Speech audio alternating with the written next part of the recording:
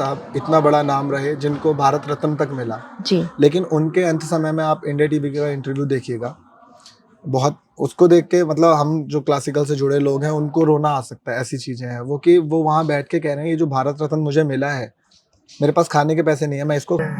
कुछ लोगों का कमेंट आ रहा है कि मेरे हस्बैंड की 1 हफ्ते पहले डेथ हुई है और इस गाने से मैं उनको अपने रूबरू पाती हूँ। नमस्कार, मैं शिवानी शर्मा। आप देख रहे हैं India.com और आज हमारे साथ मौजूद है सत्येंद्र वर्मा, जो एक हॉस्टाइल सिंगर हैं, जो ज्यादातर सूफी के सॉन्ग्स गाते हैं। इनकी आवाज में वो रस है जिसको सुनकर आप इनके दीवाने हो जाएंगे। तो चलिए, वेलकम सत्येंद्र जी।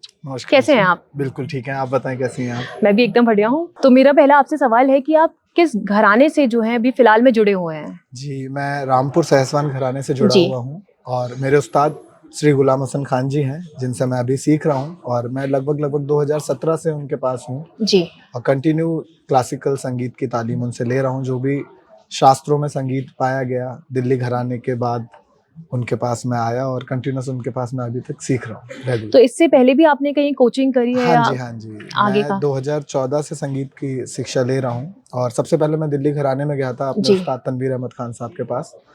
और आपको थोड़ा और लग रहा होगा मैं बार-बार क्यों कहते हैं कि बार-बार कान पकड़ना एक तरीके से ये है कि हम उनके नाम को भी लेने से पहले सोचते हैं कि हम उनके जैसा कुछ कर पाएँ।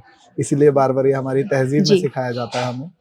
और दिल्ली घराने में मैंने संगीत की शुरुआत की थी। उससे पहले गंधर्व महाविद्यालय दिल्ली में है, जी। आईटीओ, वहाँ पे हम लोगों ने ऑडिशन दिए थे। देन उसके बाद फिर दिल्ली घराने के बाद कंटिन्यूस वो तो चल। दिल्ली घराने से जुड़ा कुछ एक सॉन्ग जो है वो आप हमें सुनाएं। राग यमन की एक बंदिश है, हमारे घराने की बहुत पॉपुलर है, हामे जमे। मैं आपको वो सुनाना चाहता हूँ और इसको ए.आर. रहमान साहब ने भी किया था, बनाया था। जी। और सबसे प्यारी कॉम्पोजिशन इसकी खासियत ये है कि ये शास्त्रीय संगीत में इस तरीके से डुबोई गई है कि उस्ताद गुलाम मुस्तफा खान साहब ने इसको कंपोज किया था, जो कि ए.आर. रहमान सर, सोनू निगम जी और शान जी इन सब के गुरु हैं। हरिहरन साहब इनके गुरु हैं। तो ये कॉम्पोजिशन कुछ ऐसी है, थोड़ा सा हल्का कर देना, मैं तानपुरा ले लेता हूँ। आओ आओ आओ बलमा, आओ आओ आओ बलमा, दरस बिना मोरा जी घबराए, आओ आओ आओ बलमा, आओ आओ आओ बलमा।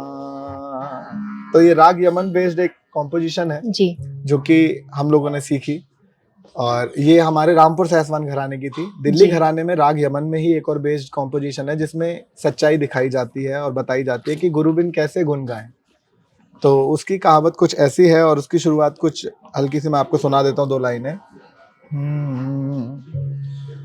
गुरु बिन कैसे गुन गाए, गुरु बिन कैसे गुन गाए, गुरु ना माने तो गुण नहीं आए, गुनी जन में बेगुनी कहाए। तो ये बुजुर्गों ने जो भी कॉम्पोजिशंस बनाई हैं, उन कॉम्पोजिशन की खासियत ये रही है कि उन्होंने वो सच्चाई लिखी है जो दुनिया में आजकल अप्लाई हो रही है।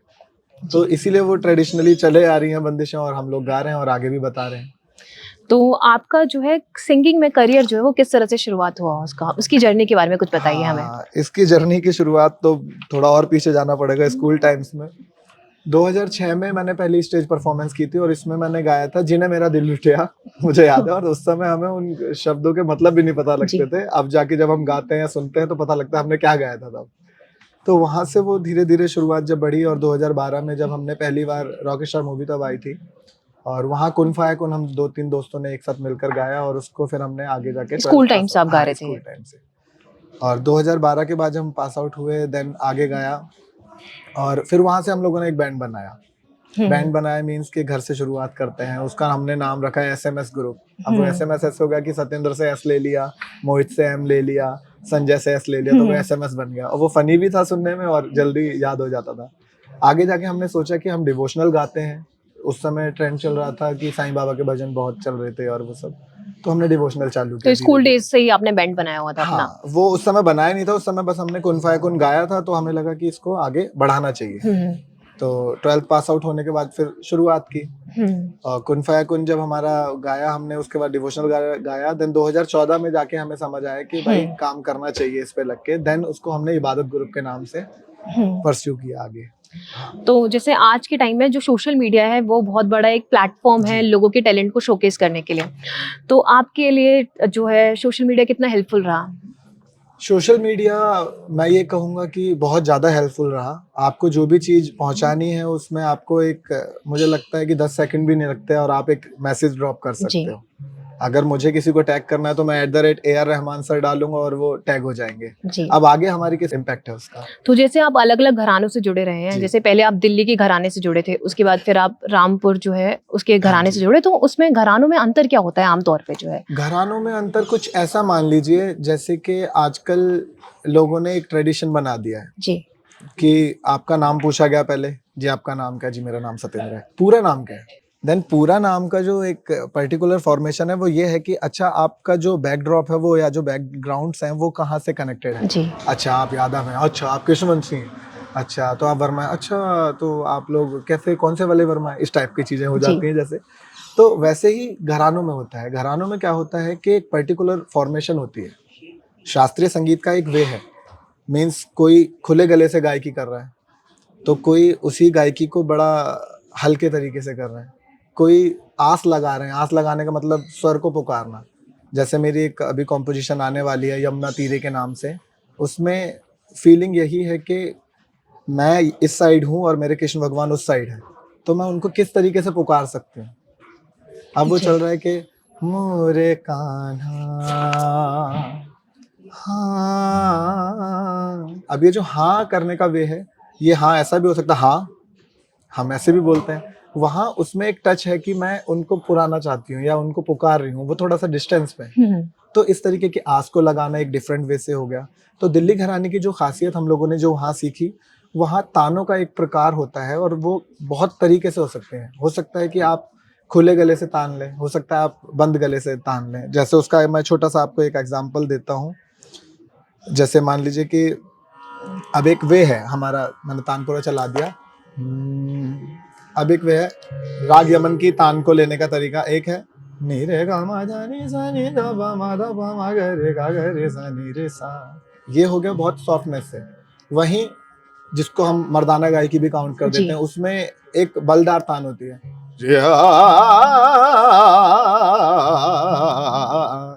तो यहाँ वो चीज खुल गई। तो किसी घराने में बुलाने का तरीका अलग होगा, पारेगा। वहीं दूसरा घराना गा रहा पारेगा, यानी कि एक तरीके से डिफरेंट वेज। जैसे हम कहें कि पंजाबी लोग किस टोन में बोल रहे हैं, हरियाणा वाले खड़ी टोन में बोल रहे हैं, उस हिसाब से ताल अलग अलग होती है। हाँ, इसी तरीके से हर घराने में एक खासियत होती है जो कि वहां जाके ही हम समझ पाते हैं। और घराने का बेसिकली मतलब है जहाँ 3 जनरेशन ने सेम काम कर दिया, वो घराना हो गया। इस तरीके तो जैसा कि आप एक कंपोजर भी हैं, हाँ जी, तो आप बताइए कि किस तरह से अगर आप कोई गाना लिख रहे हैं और किस तरह से उसको ऑडियंस तक डिलीवर कर रहे हैं, तो किस तरह से एक प्रोसीजर से गुजरना पड़ता है आपको? बहुत अच्छा क्वेश्चन है जो मुझे भी पर्सनली अच्छा लगा, क्योंकि एज ए कंपोजर मैंने कभी सोचा नहीं था कि इतनी चीजें, क्योंकि हम लोग नॉन म्यूजिकल बैकग्राउंड से, प्लस जब हम परिवार में एक मिडिल क्लास परिवार में होते हैं, काफी साधारण से परिवार में, तो वहाँ एज ए करियर म्यूजिक को लेना एक बहुत बड़ा टास्क है। जैसा हमने 3 इडियट्स में भी देखा है, इससे कितना कमा लोगे, यही बोलते हैं फरहान के फादर। ठीक है, तो कुछ ऐसा ही हमारे साथ हुआ। लेकिन अच्छा लगता है कि फादर साहब जब 2019 में उनके कुछ आखिरी लम्हे थे, अगस्त की बात है वो, 15 अगस्त को उनका देहांत हुआ था। 11 अगस्त को मेरा एक क्लासिकल का प्रोग्राम था और मैं लकी मानता हूँ कि क्लासिकल का मैंने प्रोग्राम किया और वो समझे उस बात को कि हाँ इस लाइन में चीजें हैं। तो उनकी मुझे एक बात याद आती है, किसी ने पूछा था उनसे कि सबसे छोटे बेटे क्या कर रहे हैं आपके, तो उन्होंने कहा वो जो कर रहे हैं उसको समझने के लिए आपको 3 साल सीखना पड़ेगा। तो ये खुशी होती है कि उनको वो चीजें समझ आ चुकी थी और वो समझ आ गई हैं परिवार को। जब वो देखते हैं कि कंटिन्यू वो शोज कर रहे हैं या जो भी है, तो वहां से चीजें हमें रियलाइज होती हैं कि किस तरीके से कन्वर्ट होती हैं। या और एज ए कंपोजर जो हम बात कर रहे हैं कि कॉम्पोजिशन जो है वो एक थॉट प्रोसेस है और वो हम सोचने की कोशिश जितना मर्जी करते हैं तब भी नहीं होगा, और कभी ऐसा होगा कि अचानक से दरवाजा खुलेगा और ऊपर से सब गिरने लगेगा। तो एक कॉम्पोजिशन मैंने क्रिएट की थी कॉम्पोजिशन करने के 3-4 तरीके हैं। जी। आप सबसे पहले आपके पास अच्छे लिरिक्स होने चाहिए। जैसे संदीप जी के से मेरे डिस्कशन हुआ था, एक बार संदीप जी का बहुत बहुत शुक्रिया, जिनकी वजह से मैं यहाँ हूँ और वही मुझे यहाँ पे लेके आए थे, उन्होंने बुलाया था। और ब्रिज जी जिन्होंने ये मौका दिया, सर हमारे साथ हैं। वहाँ से हम लिरिक्स लेते हैं या फिर कभी हमारे दिमाग में भी आ जाता है। जैसे एक मैं आपको किस्सा सुनाता हूँ।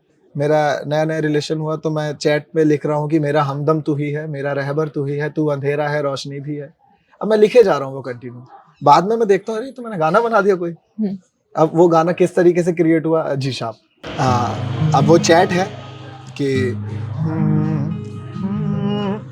मेरा हमदम तू ही है, मेरा रहबर तू ही है, तू अंधेरा है रोशनी भी है, मैं हूँ भटका सारा ही, मेरी मंजिल तू ही है, मेरी शब भी है, मेरी सुबह भी है। अब जब आप नए-नए रिश्ते में आए तो आप बिल्कुल मस्त हो जाते हो। आपको हेयर लुक तक बार-बार देखना होता है अपना। नहीं तो घर जी। में पड़े तो जैसे मर्जी पड़े।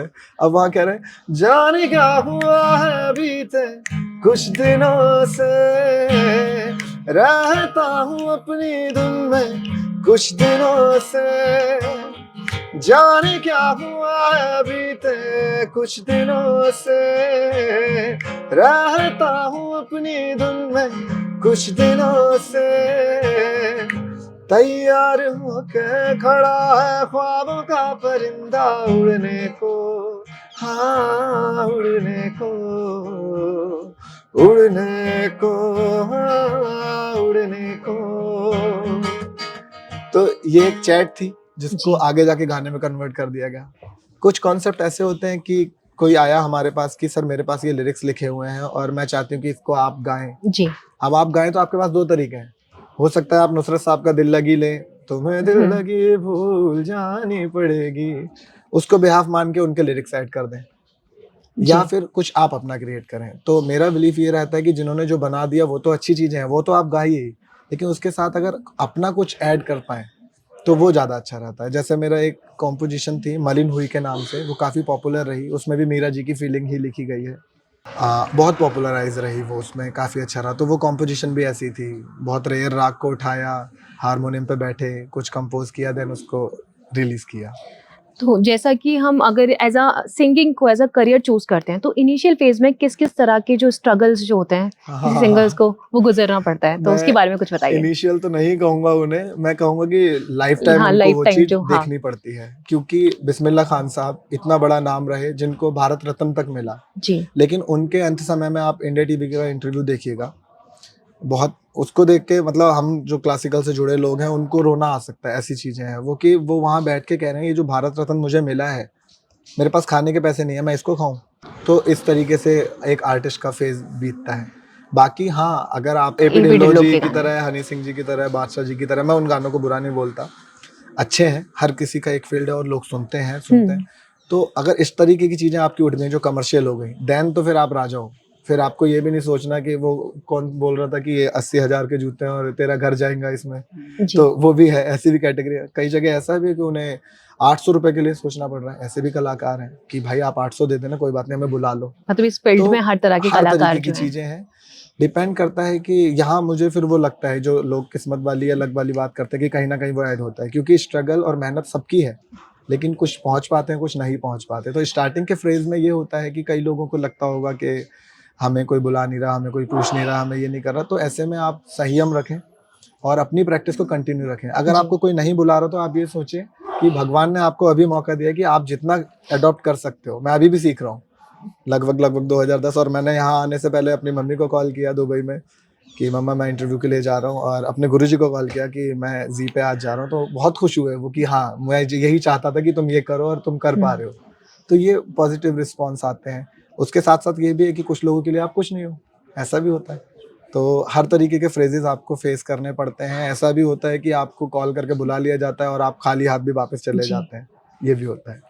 तो अभी हाल ही में आपने अपना एक गाना कंपोज़ करा है किसी हाँ के जी। इश्क में, हाँ। तो उसके बारे में कुछ बताइए? किसी को इश्क में ये गाना मेरा रिसेंटली रिलीज़ हुआ है और काफ़ी अच्छा उसका जी। रिस्पॉन्स मिल रहा है। क्या हुआ था, मैं दुबई गया था, मेरी आधी फैमिली दुबई है, आधी फैमिली यहाँ पे है। पापा की डेथ के बाद मम्मी को दुबई शिफ्ट कर दिया था, तो मैं मम्मी से मिलने दुबई जाता रहता हूँ 1 साल में 1.5 साल में कम से कम। तो मैं वहाँ गया था, तो वहाँ मुझे एक दोस्त मिले, तारिफ नियाजी। वो बहुत अच्छे शायर हैं। उनकी एक पोइट्री मुझे ध्यान आ रही है, मैं वो करने के बाद फिर आपको आगे जी। बढ़ाता हूँ। उन्होंने कहा है कि 4 दिन की बहार है दुनिया, मौत का इंतजार है दुनिया। 4 दिन की बहार है दुनिया, मौत का इंतजार है दुनिया। तू कहाँ मेरी बात समझेगा, तेरे सर पर सवार है दुनिया। तो ऐसे उनके शेर हैं, तो मुझे बड़ा अच्छा लगा उनको जब मैंने सुना। तो मैंने कहा आपसे मुझे कुछ चाहिए जिसको मैं कंपोज करके कुछ बना पाऊँ। तो उन्होंने कहा यार तुम सूफी म्यूजिक बहुत अच्छा करते हो, एक काम करो, तुम वर्सटाइल तो हो, अच्छी बात है, सब हाँ। कुछ गाओ, लेकिन तुम सूफी कुछ चीजें लो। अब सूफी की कनेक्टिविटी क्या होती है, वो दुनिया के लिए भी हो सकता है कि कोई ये कहे ये तो मैंने लड़की के लिए गाया, हो सकता है मैं ये कहूँ नहीं मैं तो वैष्णो देवी होके आया, मैं तो उनके लिए गाया। ये तो नजरिए की बात है। तो ये जो कॉम्पोजिशन थी ये कुछ ऐसे बनी, और ये दुबई में कंपोज हुआ था 1.5-2 साल पहले। उसको करते करते करते वो अब मेरे बर्थडे के आसपास रिलीज किया। और इसकी कॉम्पोजिशन कुछ ऐसी थी कि इसका भी एक बेस है। मैं नुसरत फतेह अली खान साहब को बहुत मानता हूँ, उनको सुनता हूँ, वो भगवान है मेरे, उनको सुन के ही मैं संगीत में आया। हालांकि मैं अनलकी रहा कि मैं उनसे कभी मिल नहीं पाया, क्योंकि जब उनका देहांत हुआ था तो मैं 2 साल का था, 1997 में। फिर अब जब वो कॉम्पोजिशन बनाई, उसका बेस जो बेसिकली है वो है एक नुसरत साहब की कवाली है, आप बैठे हैं बालिन पे मेरी, मौत का जोर चलता नहीं है। उसके बिहाफ पे ही मैंने बनाई थी। अब कॉम्पोजिशन कुछ ऐसी है कि किसी को एफ शार्प से एफ शार्प माइनर। इसकी शुरुआत एक शेर, मेरे दोस्त हैं उन्होंने बोला कि भाई आप शेर बोलेंगे तो और अच्छा लगेगा। तो जी। हालांकि मैंने कभी ऐसा ट्राई नहीं किया, आवाज में बेस है, लेकिन कभी ये नहीं ट्राई किया कि शेर भी पढ़ने पड़ेंगे। तो शेर कुछ ऐसा था कि इश्क की दुनिया का ये दस्तूर होना चाहिए, कुर्बतों में फासला मंजूर होना चाहिए, और गर तुझे महसूस करना है मोहब्बत का मजा, प्यार जो करता है तुझसे दूर होना चाहिए। ये उसका शेर था शुरुआत में। और फिर आगे जो हमने पढ़ा वो था किसी को इश्क में धोखा दिखाई देता है, किसी को इश्क में धोखा दिखाई देता है, किसी को इश्क में धोखा दिखाई देता है, हमें तो यार का, हाँ हमें तो यार का चेहरा दिखाई देता है, हमें तो यार का चेहरा दिखाई देता है। मुझे क्या हो गया, क्यों हो गया दीवाना मैं, मुझे क्या हो गया, क्यों हो गया दीवाना मैं, कि हर तरफ तेरा साया दिखाई देता है, किसी को इश्क में। ये गाना था और बड़ा प्यारा इसकी कॉम्पोजिशन बनी और बहुत रिस्पांस इसका मिल रहा है। कई लोगों ने इस पे रील्स भी बनाई और कई लोगों से मैंने अप्रोच की कि रील बना दो यार इसकी, ठीक है। तो बहुत अच्छा रहा और बहुत अच्छा रिस्पांस आ रहा है इसका। और एक सॉन्ग था आपका मलिन हुआ, जो बहुत वर्ल्ड वाइड फेमस हुआ था, तो उसके बारे में कुछ बताइए। मलिन हुई, एक्चुअली मलिन हुई ने मेरे बहुत सारे जो मिथ थे मेरे माइंड में, उसने वो साफ कर दिए कि आपके लिए कई लोग बोलते हैं, जैसे हम लोगों ने कई कंपनियों में बात की अच्छी अच्छी ब्रांड में, उनका कहना था कि सत्येंद्र जी वीडियो अच्छी बनाओ तब चलेगा गाना, इसका पोस्टर अच्छा बनाओ तो चलेगा गाना, इसमें अपने लिरिक्स लिखो, या एक काम करो कोई पुराना गाना ले लो उसमें अपने आप को ऐड कर दो, जैसे कई कंपनियां कर भी रही हैं। लेकिन ऐसा कुछ नहीं होता, और गाने पे प्रमोशन लगाओ, गाना यहाँ करो वहाँ करो, ऐसा भी कुछ नहीं होता। अगर गाने में पोटेंशियल होता तो वो चलता है। मैंने वो गाना 2000 मार्च की बात है 2023 में, मलिन हुई मेरा डिवोशनल मैं बहुत गाता हूँ, और डिवोशनल एक कनेक्टिविटी है हमारे लिए, क्योंकि वो रूट्स से अगर हम बिछड़ जाएंगे तो ये कमर्शियल कितना भी गाए कोई फायदा नहीं है। सूफी म्यूजिक, डिवोशनल म्यूजिक कनेक्टिविटी है, एक पंथ के हिसाब से उसे सूफी म्यूजिक कह दिया। कबीर पंथ के हिसाब से उसे निर्गुण कह दिया, जैसे कैलाश खेर जी के सैयां हैं, तेरी दीवानी है। जी। सूफी म्यूजिक में हो गया बुल्ले शाह जी ने जो कलाम लिखा, या फिर पेपॉन गा रहे मैं भी नाचूं मनाऊं सोने यार को चलूं मैं तेरी राह बुल्लिया। वही सेम डिवोशनल में है। डिवोशन में क्या है, अब मीरा जी को आप ये नहीं कहोगे कि ये हिंदुओं के लिए थी, ऐसा पर्टिकुलर नहीं है। कृष्ण भगवान से उनकी लगन लगी, उन्हीं का थीम सोच के मेरी एक स्टूडेंट है सुनैना मोहन जी, जी। और बहुत अच्छे लिरिक्स लिखती हैं, बहुत अच्छा गाती भी हैं, सीख रही हैं वो मुझसे, और उनकी एज लगभग मुझसे डबल होगी आराम से। और उन्होंने लिखा कि रिझाऊं कैसे या मनाऊं कैसे हे सखी अपने प्रभु को मलिन हुई मैं सारी, कि मैं किस प्रकार से अपने भगवान को मनाऊं या अपने खुदा को मनाऊं। मैं पूरी तरीके से इम्प्योर हूँ। अब इम्प्योर कैसे हूँ, मैं दुनियादारी में फंसी हुई हूँ, मैं इसकी बुराई कर रही हूँ, मैं जी। इसको छीन लूँ, इसको ऐसे कर लूँ, इस तरीके से उनका रहा। तो उन्होंने जब वो गाना मुझे दिया तो मैंने कहा मैम ये कुछ चीज़ निकलेगी जो इस समाज से हटके होगी। ये जब कॉम्पोजिशन की, फिर मैंने राग उठाया जय जय बनती, जिसमें बहुत रेयरली चीज़ें बनती हैं। इसमें एक आरती आपने ज़रूर सुनी होगी, इसीलिए मैं कनेक्टिविटी क्लासिकल म्यूजिक की बहुत बेस मानता हूँ। यहाँ बैठे जितने लोग हैं, अधिकतर लोग गाते हैं आरती की जय हनुमान लला की, लेकिन उन्हें ये नहीं पता कि ये राग जय जयवंती बेस्ड एक क्लासिकल कॉम्पोजिशन है। तो मैंने उसी राग को उठाया और इस पे कॉम्पोजिशन बनाई थी ये। जी। मलिन हुई, सी शार्प दे देना, मेजर माइनर चलते ही होगी। रे जाऊं कैसे सखी अपने प्रभु को मलिन हुई मैं सारी, हाँ मलिन हुई मैं सारी। मेरे अंदर इम्प्योरिटीज बहुत है, वही वो कह रही हैं। अब गुण मुझ में ना जाने कितने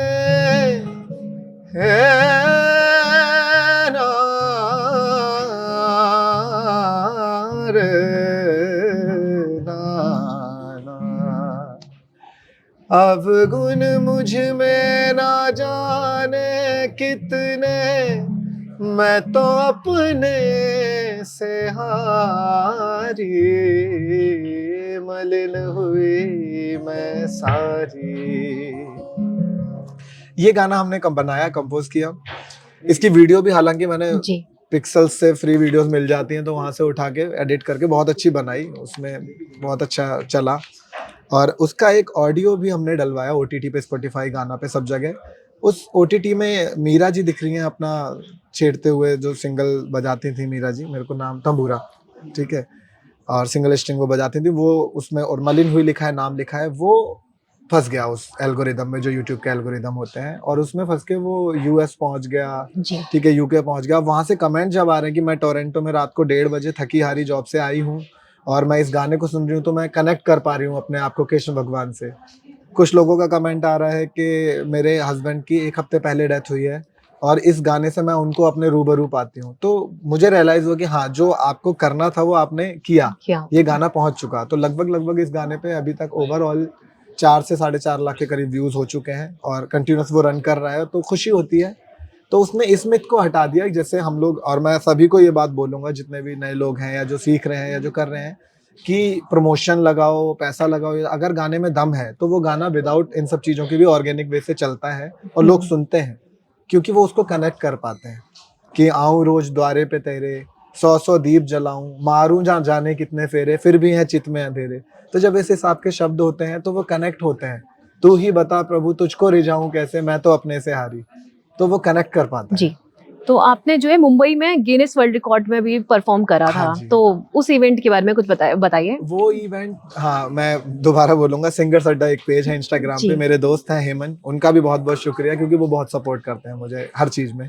उनका मेरे पास कॉल आता है कि सत्येंद्र भाई, मुंबई में Amazon prime the forgotten army के नाम से एक वो इवेंट कर रहा है और उसमें उस इवेंट का ट्रेलर रिलीज कर रहे हैं हम लोग। तो यहाँ 1000 से ज्यादा म्यूजिशियन परफॉर्म कर रहे हैं, तो क्या आप उनमें से एक बनना चाहेंगे?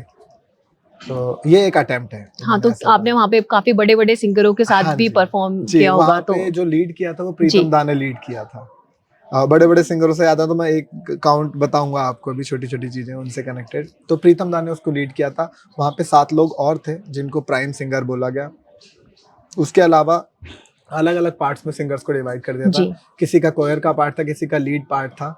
तो वो 2-3 गानों की जब हमारी रेगुलर प्रैक्टिस हुई 1 हफ्ते वहाँ पे मुंबई में, तो वो भी एक अलग ही एक्सपीरियंस रहा था और मैं उसकी फोटो भी ज़रूर शेयर करूँगा आपके जी, साथ। बिल्कुल। बड़ा एक अलग एक्सपीरियंस रहा, सबके मोबाइल रख लिए गए, फिर एंड में दिए गए कि इनको अब आप शूट कर सकते हैं।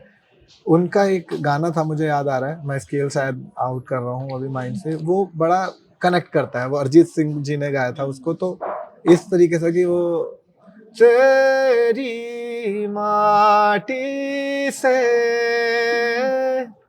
हूँ मैं बना, तेरे पानी से